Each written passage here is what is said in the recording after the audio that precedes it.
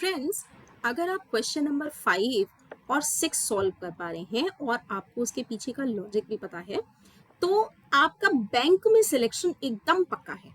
तो सभी लोग स्क्रीन को 1 मिनट के लिए पॉज कर देंगे और देखेंगे उनका स्कोर 6 में से कितना आ रहा है, राइट? तो चलिए शुरू करते हैं प्रीपोजिशन ऑफ प्लेस। इन देखने में बहुत आसान लगता है, लेकिन इतना आसान भी नहीं है। इनका इस्तेमाल अगर कोई चीज एनक्लोज्ड है, 3 डायमेंशंस में कवर्ड है, तभी किया जाता है।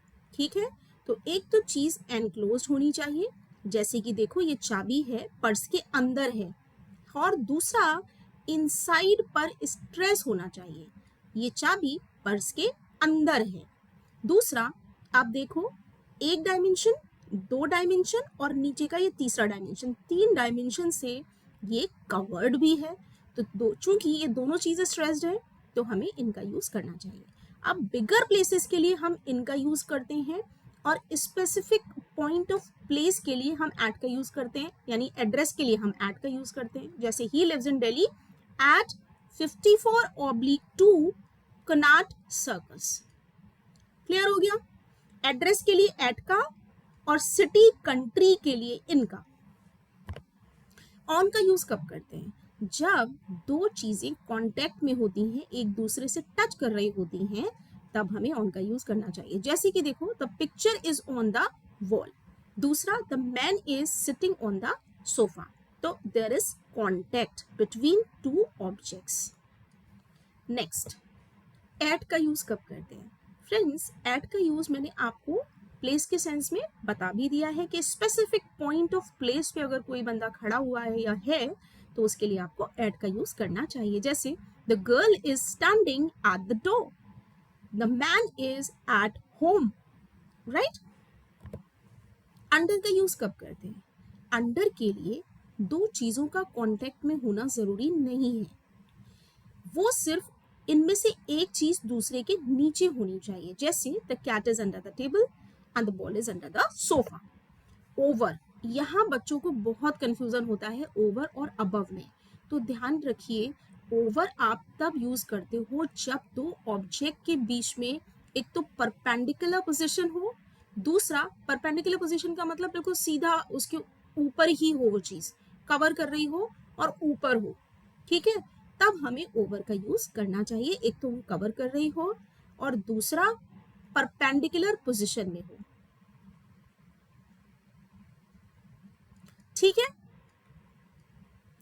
अब लेकिन इसमें एक और चीज है कि ये दोनों ऑब्जेक्ट्स आपस में टच नहीं कर रहे हैं। जैसे कि the fan is over my head and the clouds are over the city, there is no contact. अब का यूज कब करते हैं? यहां पर भी कॉन्टैक्ट नहीं होता है, लेकिन एक चीज दूसरी चीज के ऊपर होती है। जैसे the picture is above the bed and the sky is above us. Sky बहुत बड़े डायमेंशन में हमारे सिर के ऊपर है, which is not in physical contact. ठीक है, बिलो का यूज कब करते हैं? बिलो का मतलब किसी सर्टेन लेवल से किसी चीज का नीचे चले जाना। जैसे यहाँ पर 0 डिग्री से नीचे टेम्परेचर चला गया है। बिटवीन का यूज जब कोई चीज दो चीजों के बीच में हो, तो बीच वाले ऑब्जेक्ट के लिए हमें बिटवीन का यूज करना चाहिए। जैसे the shop is between the school, the bank and the school. Among, जब कोई चीज दो चीजों के बीच हो या कोई ऑब्जेक्ट दो ऑब्जेक्ट्स के बीच में प्लेस्ड हो, तब उसे हमें अमंग का यूज करना चाहिए। बीच का मतलब सेंटर नहीं होता है यहाँ पर। ठीक है, तो जैसे for example, this man is among his friends 1 2 3 4 5। तो एटलीस्ट यहाँ पर कम से कम टोटल 3 लोगों की बात होनी चाहिए, तब आपको अमंग का यूज करना है।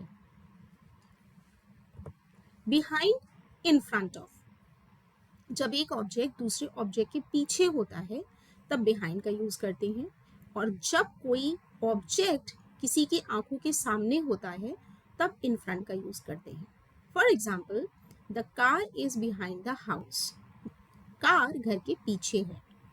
She is standing in front of me, वो मेरी आंखों के सामने है। ठीक है, Now let's come to this challenge. The confidential files are kept at the bottom drawer of a cabinet. So the cabinet is like this. इसमें बहुत सारे drawers होंगे. This is a chester. So many drawers are there. And when you pull any of these drawer, it is very much like this. ये जो पीछे वाला portion है ये चेस्टर से जुड़ा होगा और ये 3 डायमेंशंस में क्लोज्ड होगा. तो याद करो हमने क्या पढ़ा था. हमने पढ़ा था जब कोई चीज किसी भी चीज से 3 साइड से घिरी होती है तब हमें उसमें इनका यूज करना चाहिए. यही पोजीशन होगी 3 साइड से. चेस्टर का जो ड्रॉर है वो फाइल को एनक्लोज किए होगा और स्ट्रेस किस पर होना चाहिए, इनसाइड पर. तो स्ट्रेस यहाँ पर किस पे है कि कॉन्फिडेंशियल जो फाइल है वो कैबिनेट की सबसे नीचे वाली ड्रॉर में है ना. ड्रॉर में है, ड्रॉर के अंदर है और ड्रॉर इसको 3 साइड से एनक्लोज भी किए हुए. So the correct answer is in. Number 2, a surveillance camera is fixed in the entrance of the building. So entrance of the building क्या होता है, specific place होता है या point of place होता है भाई. एंट्रेंस एक ही होता है, एग्जिट एक ही होता है. तो एंट्रेंस और एग्जिट इन दोनों के लिए आपको एट का यूज करना चाहिए, इनका नहीं. Number 3, the statue stands among the main square of the city. और मैंने आपको क्या बोला था, अमंग का यूज कहाँ करना है. 3 और 3 से ज्यादा चीजें जब हों तब आपको अमंग का यूज करना चाहिए. तो यहाँ पर हमने 3 कौन सी चीजें देखी, 3 तो कोई चीज है ही नहीं यहाँ पर. यहाँ पे सेंटेंस के कहने का मतलब क्या है कि ये जो स्टैच्यू है वो सिटी के मेन स्क्वायर में लगा हुआ है ना. और मेन स्क्वायर क्या है, ये स्पेसिफिक पॉइंट है, ये स्पेसिफिक जगह है सिटी के अंदर.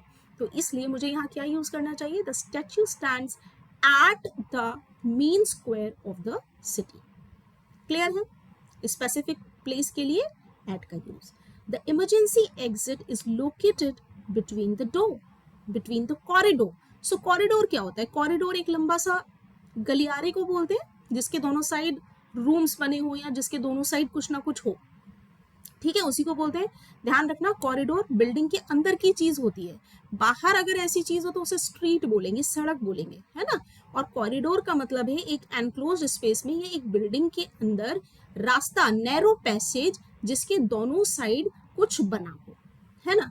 तो अब इसका मतलब क्या होगा, देखो इसमें इमरजेंसी एग्जिट जो है वो कहाँ पर है, बिटवीन द कॉरिडोर है. बिटवीन कहाँ होगा, बिटवीन का तो यूज हम कर ही नहीं सकते.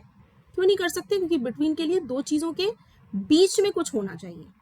यहाँ पर इमरजेंसी एग्जिट की बात हो रही है और कॉरिडोर के बीच में कुछ नहीं, कॉरिडोर तो एक यूनिट है सिर्फ.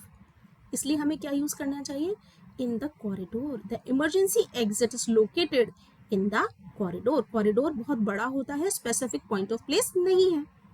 क्लियर हो गया. अब जो हमारे चैलेंज थे वो 5 और 6 थे. देखो दोस्तों, बहुत सारे बच्चे ट्रेन के लिए, शिप के लिए, इन सब के लिए क्या यूज करते हैं, I am travelling in the train. Grammatically this is wrong. जैसे कि इस सेंटेंस में he is at the train and will arrive by evening. तो अगर मैं ये बोलूं कि he is in the train and will arrive by evening तो आप बोलेंगे मैम बिल्कुल सही है, he is in the train. But let me tell you, यहाँ पर इन गलत है. उसका रीजन ये है, ग्रामर का एक रूल ये भी है कि अगर कोई पब्लिक ट्रांसपोर्ट जैसे कि ट्रेन,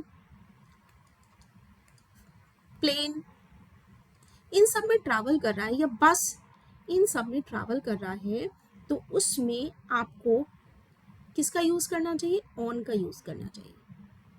कहीं ना कहीं एनक्लोज्ड स्पेस का सेंस तो आता है, लेकिन इसमें खिड़की भी होता है, बाहर निकलने का रास्ता, अंदर घुसने के लिए दरवाजा, ये सब भी होता है.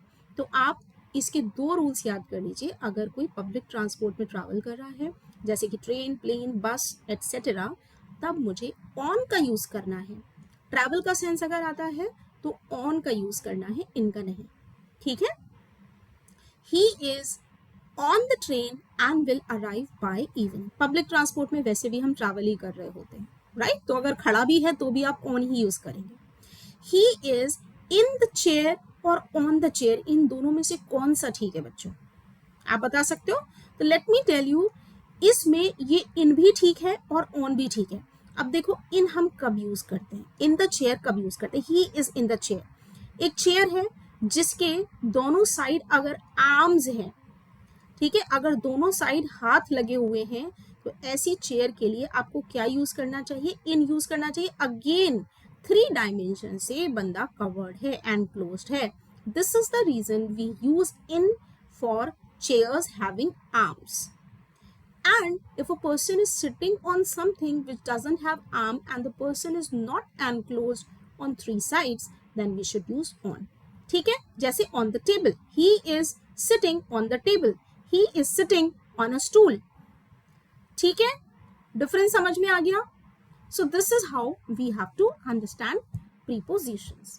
Thank you.